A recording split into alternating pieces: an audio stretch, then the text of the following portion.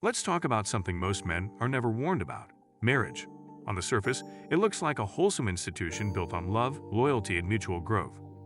But beneath that shiny exterior is a legal system that can absolutely destroy a man. If you're a guy thinking about getting married in the United States, you need to understand the full scope of the risks, because no one else is going to tell you. Let's start with the cold facts. In the US, about half of all marriages end in divorce. And here's something even more shocking: up to 80% of those divorces are initiated by women. That number jumps to 90% when the woman is college educated. So not only is divorce common, but statistically speaking, it's usually not the man walking away, it's the woman. And when she walks, she doesn't leave empty-handed. That's when the system kicks in, and the breadwinner pays the price. Let's be real, most of the time, the man is the primary earner. He works more hours, takes on more risk, and shoulders the financial load. In a marriage, men are usually the ones sharing their resources, their stability, and their income. Women, statistically, keep more of their own money. And when divorce hits, it's usually the man who gets hit with alimony, child support, legal fees, and sometimes even loses his house. Meanwhile, the woman walks away with the children, a monthly check, and a legal system that's designed to support her side by default.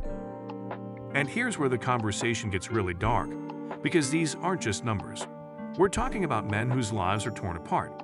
There are countless stories of men who are financially ruined after divorce. Guys who lose everything they've worked for. Some can't see their kids. Some are forced to live in their car while paying thousands a month to someone who chose to leave the marriage. And tragically, some men can't take it anymore. Suicide rates among divorced men are significantly higher than average. Think about that. The system doesn't just break men, it sometimes ends them. Now let's talk about the legal system itself. Some people argue that courts are incentivized to keep the machine running. There are federal programs like Title IVD, which reimburse states for enforcing child support orders. And here's where the debate starts. Some believe this also spills over into alimony enforcement. The idea is that states or associated agencies may have a financial motive to keep high-value support orders flowing, because they receive federal money based on how aggressively they enforce them. While courts don't directly profit from individual alimony cases, the system as a whole does benefit from keeping breadwinning men on the hook. It raises serious questions about bias, incentives, and whether justice is really being served. And the betrayal isn't always limited to divorce. Sometimes it runs even deeper. There was a case where a man had been married for over a decade. 2 kids, a house, the full picture. He raised those children, paid for everything, put his life into that family. Then one day, after a medical scare, he gets a genetic test done, and something doesn't add up. He digs further, and the results come back. He's not the biological father of either child. The actual father. An old neighbor his wife used to, quote-unquote, study with while he was pulling overtime. Just imagine that. Years of your life, your money, your emotional investment, just to find out it was all built on a lie. But here's the kicker. Even after the truth came out, the court still ordered him to pay child support, because he had been the presumed father. That's the system. Let's not forget that thanks to feminism, we now have no-fault divorce. And what about the women? In modern America, many are entering marriage not as young, committed partners, but with baggage, emotional, financial, and sexual. High body counts are becoming normalized. But studies show that women with more past partners are statistically more likely to cheat, more likely to be dissatisfied, and more likely to initiate divorce.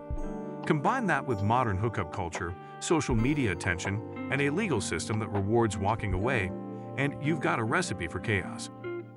So what's the solution? First, awareness. Men need to stop blindly walking into marriage without understanding the consequences. Don't assume love will protect you. Laws are stronger than love. Second, consider a prenup, and not the generic kind. Get it crafted by a top-tier attorney. It might not save you completely, but it's better than nothing. Third, don't be afraid to opt out. Marriage isn't mandatory. You can have relationships without signing a government contract that can destroy you later. Some men are even choosing to leave the country. Places like South America or Eastern Europe have lower divorce rates and more traditional relationship dynamics.